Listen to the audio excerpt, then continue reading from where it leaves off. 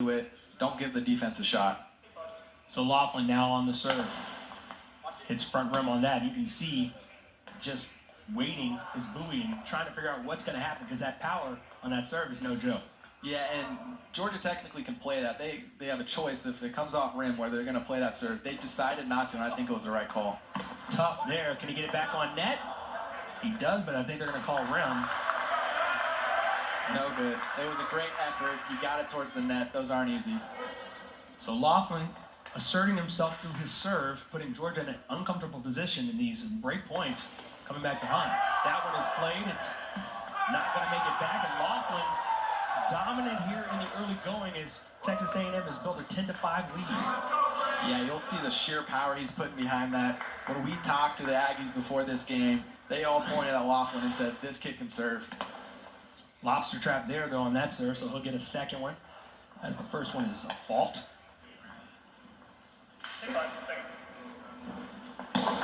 Side steps. A little wide and high, so they'll call that one a fault. Or they went to Observer, my mistake. Observer called clean. Laughlin gets another ace.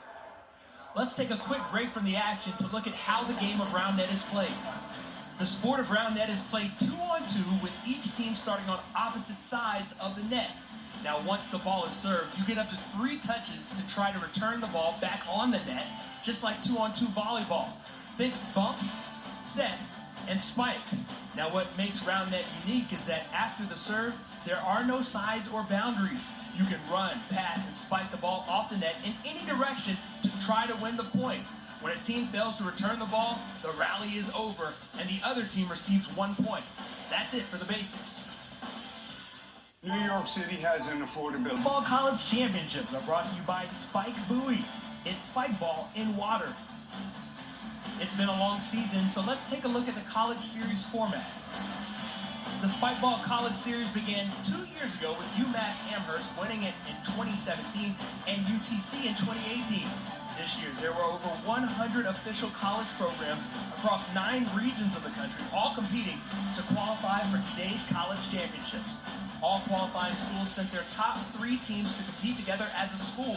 In a single elimination bracket, School A's top 3 teams compete against School B's top 3 teams.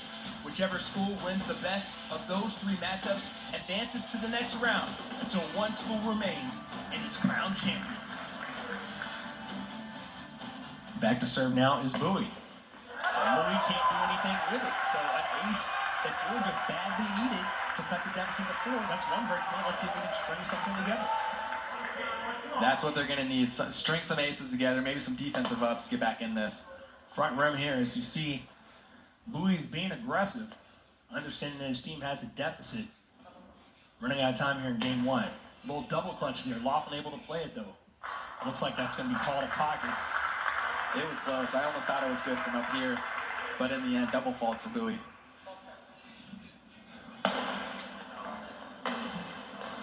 Well, we talked a little bit about the road to get here, and for this Texas A&M team, they had a similar dominant performance against the top-ranked individual team from Cal Poly SLO, beating them in 2 games earlier today to make it to this point. And they lost to them in the individual tournament in 2 games, so they're feeling really confident after getting that win in the semifinals and showing up big already here today.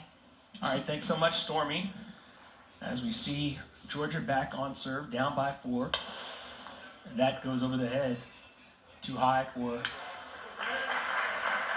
Louis, so a double fault. Texas A&M back in business, I should say, with a 13-8 lead. And Laughlin back on serve, and let's see if they can fare better this time, and they do. Yeah, just caught Louis on his heels there. He tried to turn around, make an effort for it. A little off balance, we'll see here. Just a great hit from Buoy back where he was coming from, didn't have a chance.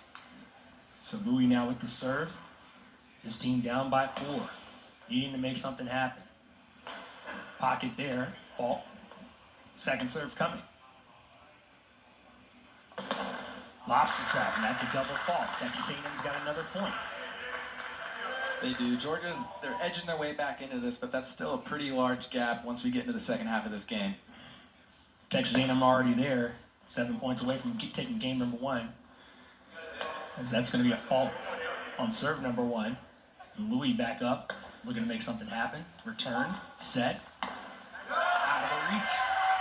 Addison Powers powering one through. Absolutely, it's a great hit. Take a look here on the replay. He's wrapped the ball towards his body because he sees the defender taken out kind of in the space to his right. It was a very smart move. So now Powers with the serve, looking for a break point, down 4. This one's going to be set up right over the net. Pushed through beautifully by Louis. I love that hit. He has the backhand, sends his defense there, and just kind of opens up, pushes it away from into space. 15-10, Texas A&M with the lead. Laughlin now on to serve. He's how they got that big lead to start with. Several break points. That one, though, out of the reach of one Min Bowie. With power like his, I feel like he gets faults for over the head quite a bit, but worth it. Call there is going to be a double fault, so Bowie will now retain serve. Still down by 4, still need to make up some space. Pocket there on serve number 1. And if you're Georgia here, Sean, you can see not the clock necessarily, but the score going against you is pulled through nicely there by Laughlin for that point. Definitely can. Let's take a look back here. A powerful serve, but A&M does a good job wrangling it in, putting it away. Now it's Louis on the serve.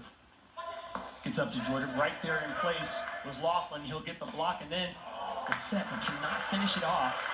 That's something we see all the time when we're talking about round net, is you make a great play to keep it alive and then have a chance to finish off your opponent, but it goes awry. I've seen that happen a lot this week, and I don't know what it is. These players, they're running it down. They're doing everything they need to put themselves in a position to earn that point. And in the last second, either catch, rim, just don't convert. Meanwhile, Texas A&M just holding serve. That was another textbook play. Good wrap around to finish that one off from Louis.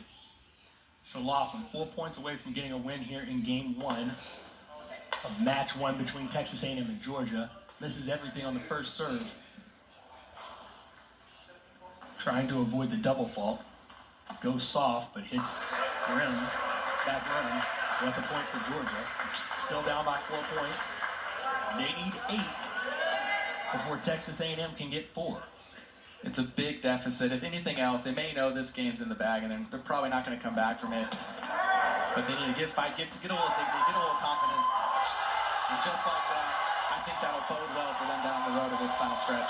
Great play there by Georgia because a phenomenal play was made early on that point. Bowie barely gets that up, has the means to put it on from distance, and a lot of power behind it as well. So now we have Georgia serving, trying to make something happen, down by 3. And in the 3 to 5 deficit range the entire game. Here's Laughlin setting it up for Louis. Unable to get over there in time is Addison Powers. Texas A&M gets the point. Now just 3 points away from the magic number of 21.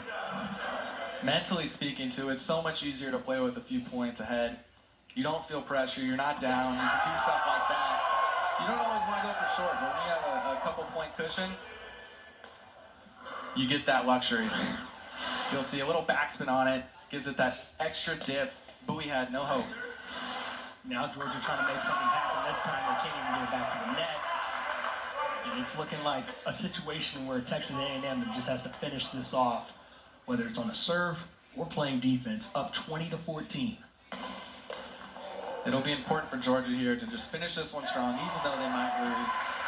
Try and get their heads back in this game, coming into game 2. Able to hold there. Now they need a break point to keep it going. So again, game point for Texas A&M. Laughlin back to receive. Fault there on Addison Powers. He'll get a second serve.